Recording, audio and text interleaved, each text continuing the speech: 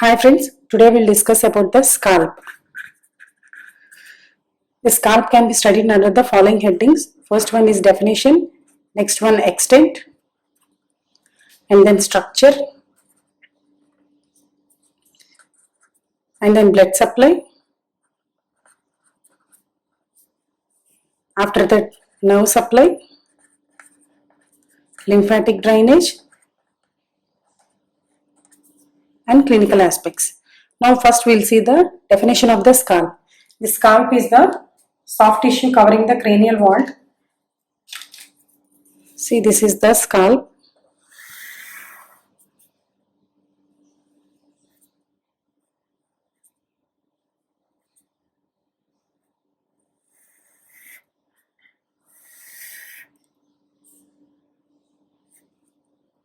See, assume this is the scalp.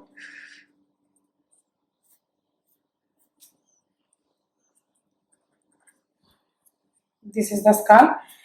The soft tissue covering the cranial vault is known as the scalp.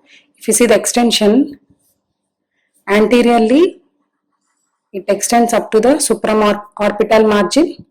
Posteriorly it extends up to the external occipital protuberance. On either side of the external occipital protuberance, we'll see its attachment. Posteriorly, it extends up to the external occipital protuberance and superior nuchal lines. And then on either side, assume this is the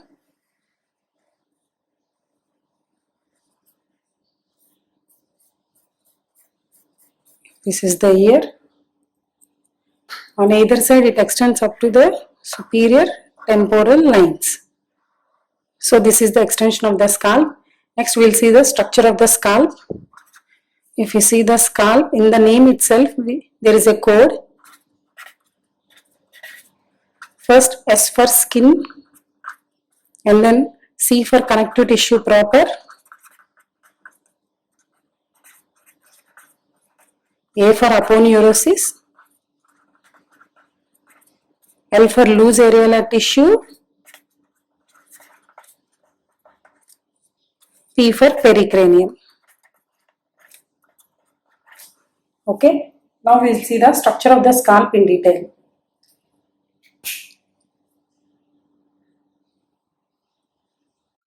Now I will show you how to draw the scalp diagram.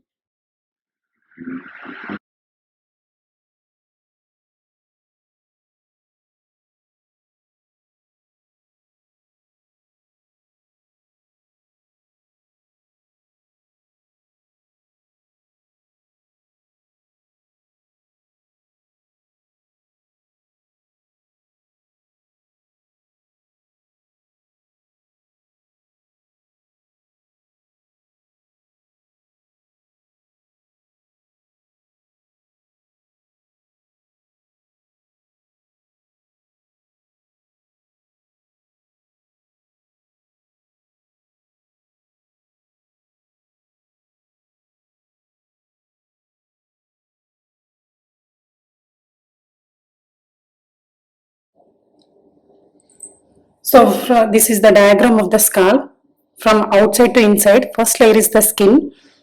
Skin is very thick and abundant, consists of numerous hair follicles and sebaceous and sweat glands. This first layer of the skin will adhere to this one. See, this one is the superficial fascia, nothing but connective tissue proper, and third layer is the deep fascia. Here this deep fascia is formed by the aponeurosis of two muscles, frontalis muscle and occipitalis muscle. That is known as the deep fascia is known as epicranial aponeurosis or galio-aponeurotica. So this first layer of the skin will adhere to the epicranial aponeurosis through the superficial fascia. Okay, this skin is very thick and abundant. This is the third layer, galio-aponeurotica or epicranial aponeurosis.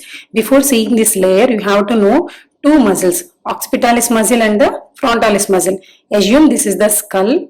This is the skull bone on the top view. This is the occipital muscle and this is the frontal muscle.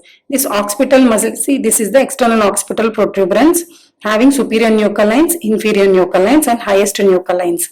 This occipitalis muscle will arises from the lateral two-third of the superior nuchal lines and external occipital protuberance. These are small, large and separate, and they will insert into the epicranial aponeurosis. And this occipitalis muscle is supplied by the posterior auricular branch of the facial nerve.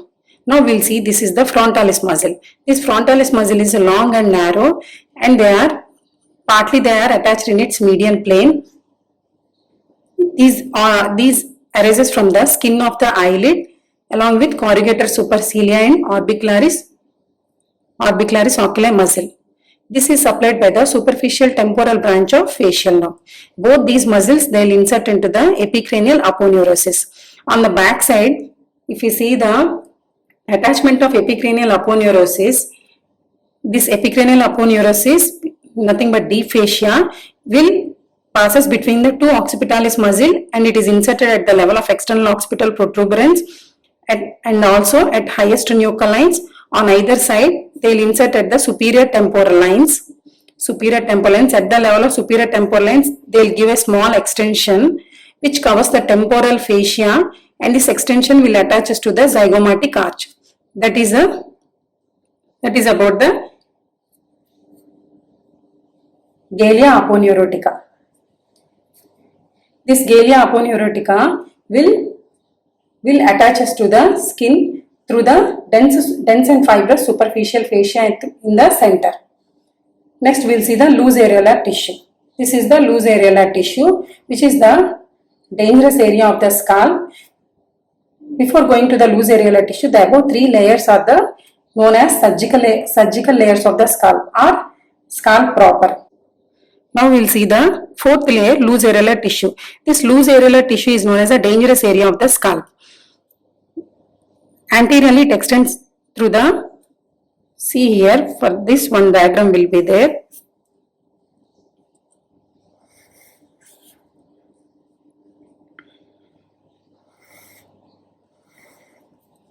This is the eye,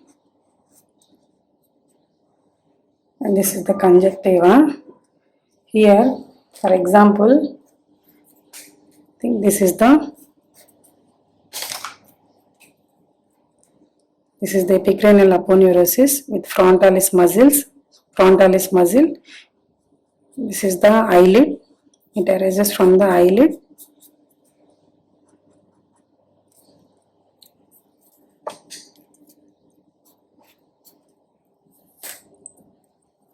This is the loose areolar tissue.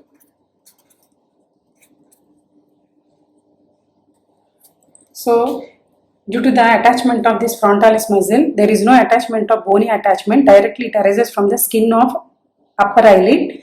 This loose areolar tissue will continue through the upper eyelid,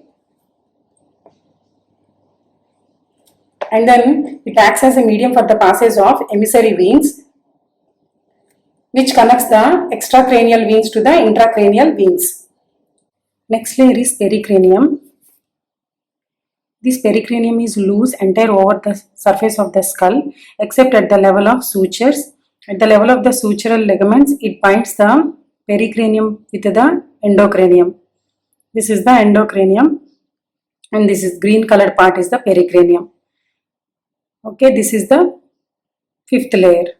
After that, we'll see the table of the skull with dipole veins.